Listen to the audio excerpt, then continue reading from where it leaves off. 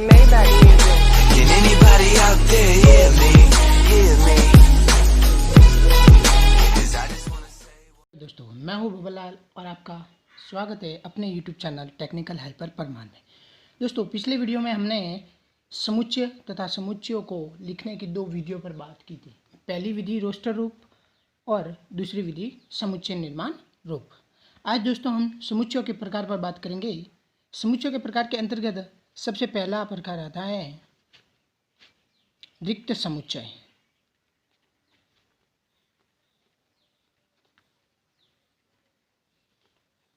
दोस्तों, रिक्त समुच्चय यानी कि एम्प्टी सेट।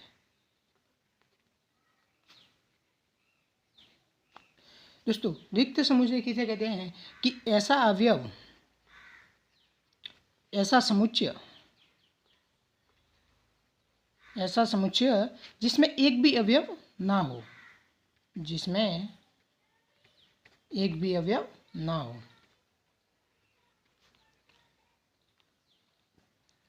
रिक्त समुच्चय कौन सा होता है कि ऐसा समुच्चय जिसमें एक भी अवयव न हो। उदाहरण के तौर पर मैं आपको कहना चाहूँगा कि एक से कम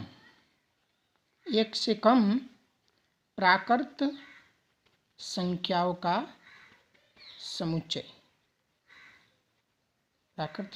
का समुच्चय। अब दोस्तों, आप अच्छे से जानते हैं कि प्राकृत संख्याएं कौन सी होती है, जो एक से स्टार्ट होकर अनंत तक जाती हैं, ठीक है। और यहाँ क्या लिखा हुआ है कि एक से कम प्राकृत संख्या का समुच्चय, यानी एक से कम होना चाहिए। एक से कम क्या होता है? जीरो। तो आप भी जानते हैं दोस्तों कि जीरो क्या प्राकृत संख्या में आता है? नहीं आता है। तो यानी यह एक से कम प्राकृत संख्याओं का समुच्चय, यह एम्प्टी सेट यानी रिक्त समुच्चय हुआ, क्योंकि इसमें एक भी अवयव नहीं आ रहा है। तो इसे या तो करली ब्रैकेट, खाली करली ब्रैकेट, या फिर फाई से रिप्रेजेंट करते हैं। दोस्तों, ठीक इसी प्रकार एक और एग्जांपल लेते हैं कि x such that x वर्तमान में कक्षा 10 तथा 11 दोनों में अध्ययनरत विद्यार्थी। अब दोस्तों, यहाँ पर देखिए, इस समुच्चय पर गौर कीजिए कि x सच दैट x वर्तमान में कक्षा 10 तथा 11 दोनों में अध्ययनरत विद्यार्थी। अब दोस्तों, आप भी जानते हैं कि एक विद्यार्थी दो कक्षाओं में, वो भी एक ही समय में कैसे अध्ययन कर सकता है। तो यहाँ पर भी यह जो समुच्चय हुआ, यह रिक्त समुच्चय हुआ, यानी कि इसे या तो खाली करली ब्रैकेट या फिर फाई से रिप्रेजेंट करेंगे। अर्थात ये क्या है? रिक्त समुच्चय, यानी कि यहाँ इनका एक भी अवयव नहीं आ रहा है, ठीक है। इस प्रकार समुच्चय का दूसरा टाइप होता है परिमित समुच्चय। अब दोस्तों, परिमित समुच्चय क्या होता है? परिमित समुच्चय को इंग्लिश में कहते हैं फाइनाइट सेट। अब दोस्तों, परिमित समुच्चय की परिभाषा क्या होती है कि ऐसा समुच्चय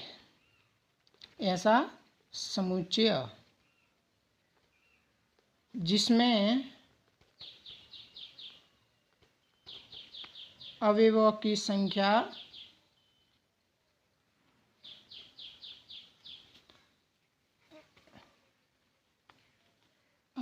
संख्या निश्चित होती है।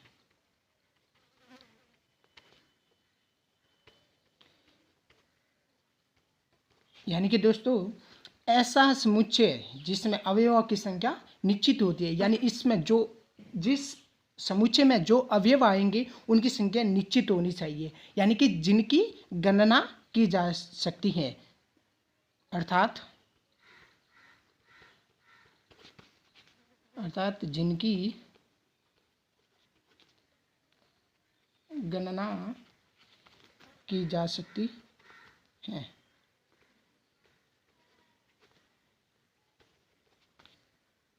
अब दोस्तों यहाँ पर एक एग्जांपल लेते हैं कि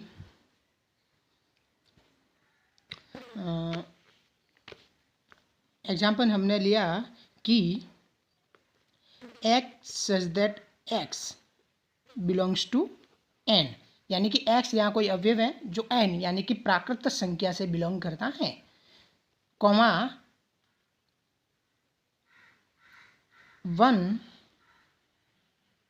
less than is equal to x greater than is equal to 10। समुच्चय है कि x such that x belongs to n, यानी कि प्राकृत संख्या से x यानी जो अवयव है वो प्राकृत संख्या से बिलोंग करता है। यहाँ पर x 1 से बड़ा और 1 से बड़ा या बराबर है और 10 से छोटा या बराबर है, यानी कि 1 से 10 तक है। तो यहाँ पर जब इसे हम रोस्टर रूप में लिखेंगे तो क्या आएगा कि मानिए इसे हम कोई भी नाम दे देते हैं सेट ए, तो यहाँ पर ए बराबर क्या आएगा कि प्राकृत संख्या है 1 से लगाकर 10 तक, 1 2 3 4 5 6 7 8 9 और 10। अब यहाँ पर आप देख सकते हैं कि यहाँ पर जो अवयवों की संख्या आई है वो आप उनकी गणना कर सकती है, यानी कि यहाँ अवयवों की संख्या निश्चित है, इसलिए यह एक क्या हुआ, परिमित समुच्चय हुआ। ठीक है दोस्तों। अब इसी प्रकार इसका एक समुच्चय का तीसरा पार्ट होता है अपरिमित समुच्चय।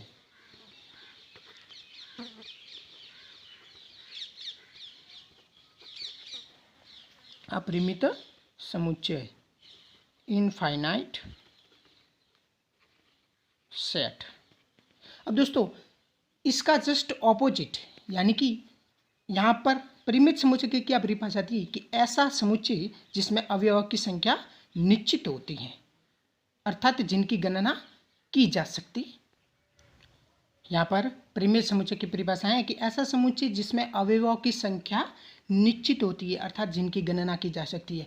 जस्ट इसका ऑपोजिट होता है अपरिमित समुच्चय, यानी कि ऐसा समुच्चय जिसमें अवयवों की संख्या अनिश्चित होती है, अर्थात जिनकी गणना नहीं की जा सकती है। जैसे एग्जाम्पल के तौर पर हम लेंगे कि प्राकृत संख्याओं का समुच्चय, प्राकृत संख्याओं का समुच्चय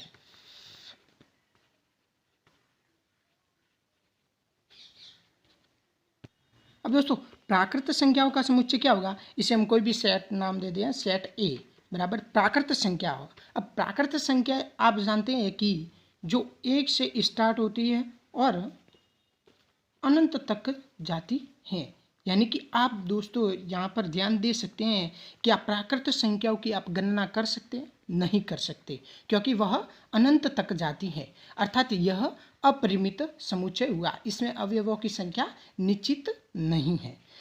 यहाँ पर दोस्तों एक अपवाद के रूप में होता है कि तारों का समुच्चय।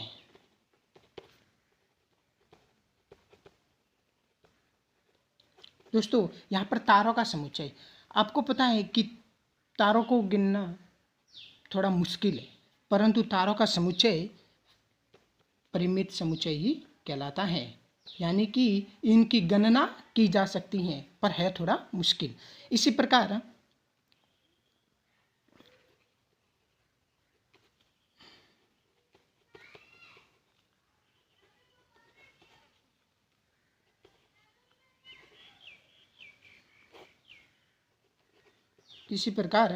विश्व की सभी पुस्तकों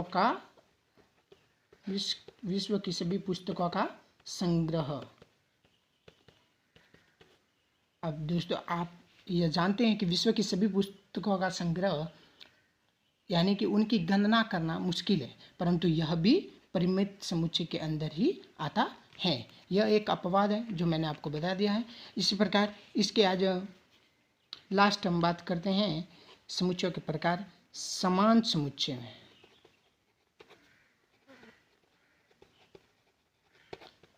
अब दोस्तों समान समुच्चय क्या होता है कि ऐसे दो समुच्चय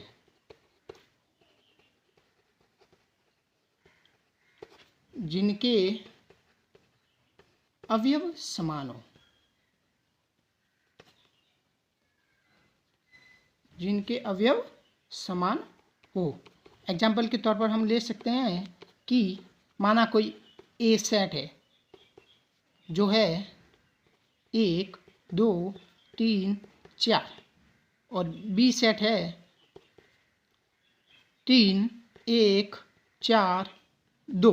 अब दोस्तों आप देख सकते हैं यहाँ क्रम से कोई लेना देना नहीं है। यहाँ पर 1 2 3 4। अब आप देख सकते हैं कि एक क्या इस बी समुच्चय में है 2 भी है 3 भी है और 4 भी है, यानी कि यहाँ अवयव तो समान है ना, यहाँ पर क्रम से कोई लेना देना नहीं है। अर्थात यहाँ पर ए बराबर बी, ए और बी समान समुच्चय हैं।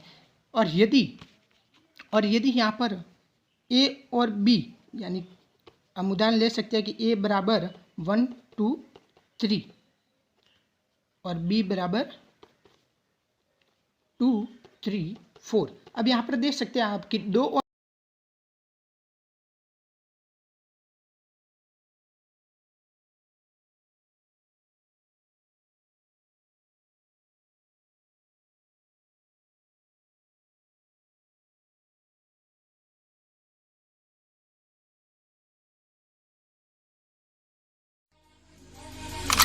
Maybach.